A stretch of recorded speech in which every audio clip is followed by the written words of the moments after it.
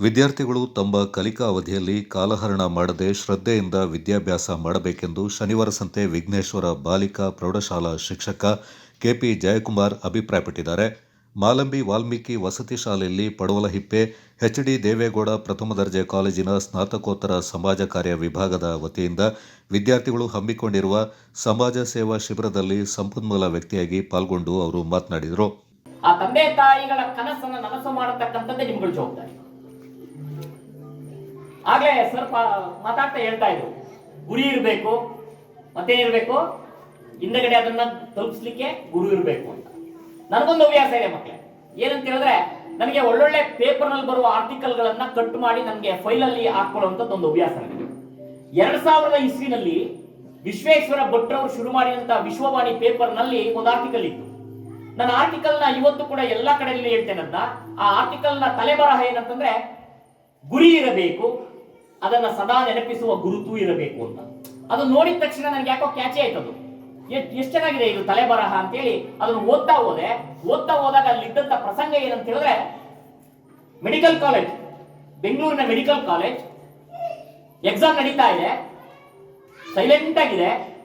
ಆ ಎಕ್ಸಾಮ್ ನಡೆಯುವ ಸಂದರ್ಭದಲ್ಲಿ ಒಬ್ಬ ವಿದ್ಯಾರ್ಥಿ ಮಾತ್ರ ತನ್ನ ಜೇಬಿಂದ ಏನೋ ಒಂದು ಚೀಟಿ ತರ ಸ್ಲಿಪ್ ಅನ್ನು ತೆಗಿತಾನೆ, ಟೇಬಲ್ ಮೇಲೆ ಇಟ್ಕೊಂತಾನೆ, ಅದು ನೋಡಿ ಒಳಗೆ ಇಟ್ಕೊಂಡು ಎಕ್ಸಾಮ್ ಬರೀತಾನೆ. ಇದನ್ನೊಂದು 5-6 ಬಾರಿ ಮಾಡಿದಾಗ ಸೂಪರ್ವೈಸರ್ಗೆ ಸ್ವಲ್ಪ ಸಿಟ್ಟು ಬಂತು. ಹತ್ರಕ್ಕೆ ಹೋದ್ರು, ದೊಡ್ಡ ಹಾಲು, ಎಕ್ಸಾಮ್ ಹಾಲು, ಹತ್ರಕ್ಕೆ ಹೋದ್ರು,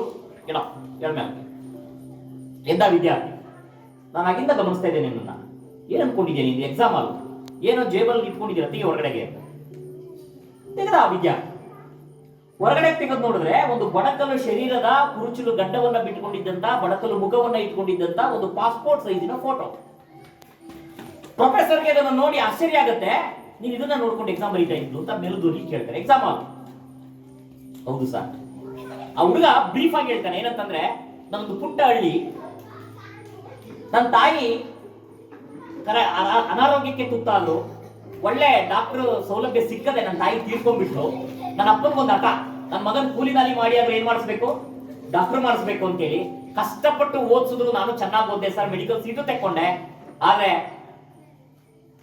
ಈಗ ಒಂದು 15 ದಿನದ ಹಿಂದೆ ನನ್ನ ಅಪ್ಪ ತೀರ್ಕೊಂಡ್ಬಿಟ್ರು. ಹಾಸನ ಜಿಲ್ಲಾ ಅತ್ಯುತ್ತಮ ಶಿಕ್ಷಕ ಪ್ರಶಸ್ತಿ ವಿಜೇತ ಶಿಕ್ಷಕ ಜಯಸ್ವಾಮಿ ಮಾತನಾಡಿ, ಇಂತಹ ಶಿಬಿರಗಳಲ್ಲಿ ಅನೇಕ ಕಲಿಕೆಗಳಿಂದ ಕಲಿಯಲು ಅವಕಾಶವಿದೆ. ನಾವು ಇಂತಹ ಶಿಬಿರಗಳಿಂದ ಸದುಪಯೋಗ ಪಡಿಸಿಕೊಳ್ಳಬೇಕೆಂದ್ರು. ಎಷ್ಟು ವರ್ಷ ಬದುಕ್ತೀವಿ ಅನ್ನೋದಕ್ಕಿಂತ ಎಷ್ಟು ಬದುಕ್ತೀವಿ ಅಷ್ಟರಲ್ಲಿ ಎಷ್ಟು ನಾವು ಸೊಸೈಟಿಗೆ ಯೂಸ್ ಆಗ್ತೀವಿ ಅನ್ನೋದು ಬಹಳ ಮುಖ್ಯ. ಸೊ ಇಲ್ಲಿ ಎಲ್ಲ ಸೋಷಿಯಲ್ ವರ್ಕ್ ಅಂದ್ರೆ ಸಮಾಜ ಕಾರ್ಯ ವಿಭಾಗದ ಎಲ್ಲ ವಿದ್ಯಾರ್ಥಿಗಳು ಇಲ್ಲಿ ಇದ್ದೀರಾ. ಸೊ ಇದು ನಿಮಗೆ ಒಂದು ಪ್ರಾಕ್ಟಿಕಲ್ ಥರ ಒಂಥರ, ಅಂದರೆ ನೀವು ಪುಸ್ತಕ ಓದಿ ಕಲಿಯೋದಕ್ಕಿಂತ ನೀವು ಅದನ್ನೇ ಎಕ್ಸ್ಪೀರಿಯನ್ಸ್ ಮಾಡಿ ಕಲಿಯೋಂಥದ್ದು ಇಲ್ಲಿ ನೀವು ಮಾಡ್ತಾ ಇರೋದು. ಯಾವಾಗಲೂ ನಮ್ಗೆ ಅನ್ನಿಸ್ತಾ ಇರುತ್ತೆ, ಎಲ್ಲ ವಿದ್ಯಾರ್ಥಿಗಳು ಓದಬೇಕಾದ್ರೆ ಅವ್ರಗಳಿಗೆ ನ್ಯಾಚುರಲ್ ಕ್ವಶನ್, ನಾವು ಏನಕ್ಕೆ ಓದ್ತಾ ಇದ್ದೀವಿ, ಯೂಸ್ ಆಗ್ತಿದೆಯಾ ಅದು ಅಂತ. ಸೊ ಆದರೆ ಸಮಾಜ ಕಾರ್ಯ ವಿದ್ಯಾರ್ಥಿಗಳಿಗೆ ಒಂದು ಅದು ಇದೇನು ಅಂತಂದರೆ, ಈ ಥರದ್ದು ಒಂದು ಕ್ಯಾಂಪ್ ಇದ್ದರೆ ಆ ಸೊಸೈಟಿನಲ್ಲಿ ಏನು ನಡೀತಿದೆ, ಅಲ್ಲಿ ಏನು ಪ್ರಾಬ್ಲಮ್ಸ್ಗಳು ಇದ್ದಾವೆ, ಮತ್ತು ಆ ಜನಾಂಗದವರು ಹೇಗೆ ಬದುಕು ರೂಪಿಸ್ಕೊಂಡಿದ್ದಾರೆ, ಅಲ್ಲಿ ಏನು ಸಮಸ್ಯೆಗಳಿದ್ದಾವೆ, ಇವುಗಳನ್ನೆಲ್ಲ ನೀವು ಕಲ್ತಾಗ ನಿಮಗೂ ಒಂದಷ್ಟು ನಾಲೆಡ್ಜ್ ಬರುತ್ತೆ. ಜೊತೆಗೆ ನೀವು ಸೊಸೈಟಿ ತುಂಬ ಕನೆಕ್ಟ್ ಆಗಿದ್ದೀರಿ. ಈಗ ನಾವು ಬೇರೆ ಸೈನ್ಸ್ ವಿಭಾಗದವರು ಮತ್ತು ಕಾಮರ್ಸ್ ವಿಭಾಗದವರಿಗಿಂತ ಸಮಾಜ ಕಾರ್ಯ ವಿಭಾಗದವರು ಸೊಸೈಟಿಗೆ ತುಂಬ ಕನೆಕ್ಟ್ ಆಗಿದ್ದಾರೆ. ಮತ್ತು ಇಲ್ಲಿ ಇರುವಂಥ ಪ್ರಾಬ್ಲಮ್ಗಳಿಗೆ ನೀವು ಸಾಂತ್ವನ ಹೇಳೋ ಅಂಥದ್ದು, ಮತ್ತು ಅವ್ರುಗಳನ್ನ ಮೋಟಿವೇಟ್ ಮಾಡೋ ಅಂಥದ್ದು, ಅವ್ರುಗಳಿಗೆ ಒಂದು ಎನರ್ಜಿ ತುಂಬ ಅಂಥದ್ದು ಬದುಕಿಗೆ. ಸೊ ಈ ಎಲ್ಲ ಕೆಲಸಗಳನ್ನ ನೀವು ಮಾಡ್ತೀರ. ಅಷ್ಟೇ ಅಲ್ಲದೆ ಇಲ್ಲಿರೋ ಜನಗಳನ್ನ ಮುಖ್ಯವಾಹಿನಿಗೆ ತರೋಂಥ ಕೆಲಸಗಳು ಮಾಡೋ ಅಂಥ ಅವಕಾಶಗಳು ನಿಮಗಿದ್ದಾವೆ. ಸೊ ಇಲ್ಲಿದ್ದೀರಾ, ಇಲ್ಲಿನ ಪರಿಸರದಲ್ಲಿ ಈ ನೇಚರನ್ನು ಎಂಜಾಯ್ ಮಾಡಿ, ಜೊತೆಗೆ ಈ ಜನಗಳ ಪ್ರೀತಿ ಮತ್ತು ಅವ್ರಗಳ ನಡುವೆ ಇರುವಂಥ ಬಾಂಧವ್ಯಗಳು ಇದನ್ನೆಲ್ಲ ಕಲೀರಿ. ಸೊ ನಿಮಗೆ ಪ್ರಾಧ್ಯಾಪಕರಾದ ಮಂಜುನಾಥ್, ನಾಗೇಂದ್ರ, ಉಮೇಶ್ ಈ ಸಂದರ್ಭ ಮಾತನಾಡಿದರು. ಜೋಶ್, ಒಂದು ಆತ್ಮವಿಶ್ವಾಸ ಎಲ್ಲವೂ ಕೂಡ ಇಷ್ಟ ಆಯಿತು. ನೋಡಿ, ಬೆಳಿಗ್ಗೆಯಿಂದ ಸಂಜೆ ಗಂಟ ಸಾಕಷ್ಟು ಕೆಲಸಗಳಲ್ಲಿ ನಿರತರಾಗಿದ್ದೀರಾ, ಆದರೆ ನಿಮ್ಮಲ್ಲಿ ಯಾವುದೇ ರೀತಿ ಎನರ್ಜಿ ಕಡಿಮೆ ಆಗಿಲ್ಲ. ಸೊ ಬೆಳಿಗ್ಗೆ ಟ್ರೆಕ್ ಮಾಡ್ಕೊಂಡು ಬಂದಿದ್ದೀರಾ, ಆದರೂ ಕೂಡ ನಿಮ್ಮ ಕೆಲಸಗಳನ್ನ ನೀವು ಮಾಡಿಕೊಂಡು ಈ ಒಂದು ಕಾರ್ಯಕ್ರಮಕ್ಕೆ, ಸಾಂಸ್ಕೃತಿಕ ಕಾರ್ಯಕ್ರಮಕ್ಕೂ ಕೂಡ ರೆಡಿಯಾಗಿದ್ದೀರಾ. ಒಬ್ಬರು ಆ್ಯಂಕರಿಂಗ್ ಮಾಡ್ತಾರೆ, ಇನ್ನೊಬ್ರು ಸ್ವಾಗತ ಭಾಷಣ ಮಾಡ್ತಾರೆ. ಸೊ ಎಷ್ಟು ಅದ್ಭುತವಾಗಿ ಈ ಒಂದು ಕಾರ್ಯಕ್ರಮಗಳನ್ನ ನಡೆಸ್ಕೊಡ್ತಿದ್ದೀರಾ. ನೋಡಿ, ಇಲ್ಲಿ ಈ ಒಂದು activity beyond the classroom ಮತ್ತೆ beyond the textbook. So ಕೇವಲ ಒಂದು 4 ಗೋಡೆಗಳ ಮಧ್ಯೆ ಕಲಿಯೋದಕ್ಕಿಂತ ಇಲ್ಲಿ ಬಂದು ಕಲಿಯುವಂತಹದ್ದು ಒಂದು ನೈಜವಾದಂತಹ ಅನುಭವವನ್ನು ಕಟ್ಕೊಡ್ತವೆ, ಸಾಕಷ್ಟು ನೆನಪುಗಳನ್ನ ಉಳಿಸ್ಕೊಡ್ತವೆ. ಈ ಒಂದು ಸಂದರ್ಭದಲ್ಲಿ ನೀವು ಸಾಕಷ್ಟು ವಿಚಾರಗಳನ್ನ ತಿಳ್ಕೊತೀರ. ಒಬ್ಬನಲ್ಲಿ ನಾಯಕತ್ವದ ಗುಣ ಬರ್ಬೋದು, ಇನ್ನೊಬ್ಬರಲ್ಲಿ ಸೃಜನಶೀಲತೆ ಆಗಿರ್ಬೋದು, ಮತ್ತೊಬ್ಬರಲ್ಲಿ ಶಿಸ್ತು, ಸಂಯಮ, ಒಂದು ನೈತಿಕತೆ, ನಾವು ಒಗ್ಗಟ್ಟಿಂದ ಕೆಲಸ ಮಾಡಿದ್ರೆ ಏನೇನೆಲ್ಲ ಸಾಧಿಸ್ಬೋದು ಅನ್ನುವಂತಹ ವಿಚಾರಗಳು ನಿಮಗೆ ತಿಳಿದು ಹೋಗ್ತಕ್ಕಂಥದ್ದು. ಅದರಲ್ಲೂ ಈ ಸಮಾಜ ಕಾರ್ಯ ವಿಭಾಗ ಕಂಪ್ಲೀಟ್ ಆಗಿ ಈ ಸೇವೆಯೊಂದಿಗೆ ಕನೆಕ್ಟ್ ಆಗಿರುವಂತಹದ್ದು. ಈ ಹಳ್ಳಿ ಭಾಗದಲ್ಲಿ ಏನೇನೆಲ್ಲ ಸಮಸ್ಯೆಗಳಿದೆ, ಆ ಸಮಸ್ಯೆಗಳನ್ನ ನಾವು ಮೆಟ್ಟು ನಿಲ್ಲಕ್ಕೆ ಯಾವ ರೀತಿ ನಾವು ಈ ಒಂದು ಸಮಾಜದಲ್ಲಿ ನಾವು ಬದುಕಬೇಕು, ಇಲ್ಲಿ ಅಂದ್ರೆ ಎಷ್ಟೋ ಹಿಂದುಳಿದ ವರ್ಗದವರು, ಶೋಷಿತರ ಒಂದು ದನಿಯಾಗಿ ನಾವು ಮುಂದಿನ ದಿನಗಳಲ್ಲಿ ಒಂದು ಸಮಾಜವನ್ನ ಕಟ್ಟುವಲ್ಲಿ ನಮ್ಮ ಪಾತ್ರ ಏನಿದೆ ಅನ್ನುವಂಥದ್ದನ್ನ ಅರ್ಥ ಮಾಡ್ಕೊಳ್ಳಿಕ್ಕೆ ಇಂತಹ ಶಿಬಿರ ಕಾರ್ಯಕ್ರಮಗಳು ನಿಮಗೆ ನೆರವಾಗುವಂತಹದ್ದು. ಅವರು ಕಾಡುಗಳನ್ನ ಸಂರಕ್ಷಣೆ, ಕಾಡುಗಳನ್ನ ಬೆಳೆಸಿ ಅವನ್ನ ರಕ್ಷಣೆ ಮಾಡಿ ಅದನ್ನ ನೋಡ್ತಾ ಬಂದಿದ್ದಾರೆ. ಈಗಿನ ಪ್ರಸ್ತುತ ನಮ್ಮ ಪರಿಸರವನ್ನು ನಾವು ಅಬ್ಸರ್ವ್ ಮಾಡಿದ್ರೆ ಕಾಡುಗಳನ್ನು ನಾವು ಉಳಿಸ್ಕೊಳ್ಳೋ ಬದಲು ಕಾಡುಗಳನ್ನು ನಾಶ ಮಾಡೋದೇ ಜಾಸ್ತಿ ಆಗ್ತಾ ಇದೆ.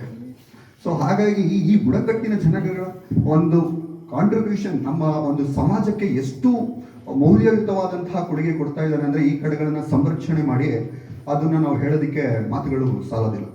ಸೊ ಹಾಗಾಗಿ ಈ ಸಮಾಜ ಕಾರ್ಯ ವಿಭಾಗದ ಇಲ್ಲಿ ಮುಖ್ಯ ಉದ್ದೇಶ ಏನಂತಂದ್ರೆ ಎಲ್ಲ ಶಿಬಿರಾರ್ಥಿಗಳು ಇಲ್ಲಿ ನೀವು ಬಂದಿರೋದು 2 ಉದ್ದೇಶ. ಒಂದು, ನೀವು ನಿಮ್ಮಲ್ಲಿ ಏನು ಜ್ಞಾನ ಇದೆ, ಒಂದು ಕೌಶಲ್ಯ ಇದೆ, ಅದನ್ನ ನೀವು ಇಲ್ಲಿನ ಜನರೊಂದಿಗೆ, ಇಲ್ಲಿನ ಮಕ್ಕಳೊಂದಿಗೆ ನೀವು ಅದನ್ನ ಹಂಚ್ಕೊಳ್ಬೇಕು. ಮತ್ತು ಅವರಲ್ಲಿ ಏನು ಜ್ಞಾನ ಕೌಶಲ್ಯಗಳಿದೆ ಅದನ್ನ ನೀವು ಕಲಿತು ಅದನ್ನ ನೀವು ಸಮಾಜದ ಮುನ್ನೆಲೆಗೆ ತರಬೇಕು ಅನ್ನೋದು ಇಲ್ಲಿಂದ ನಾನು ನಿಮಗೆ ಹೇಳೋದಕ್ಕೆ ಇಷ್ಟಪಡ್ತೀನಿ. ಮಾರ್ಗದರ್ಶಕರಾದಂತಹ ಶ್ರೀಯುತ ಜಯಕುಮಾರ್ ಸರ್ ಅವರು.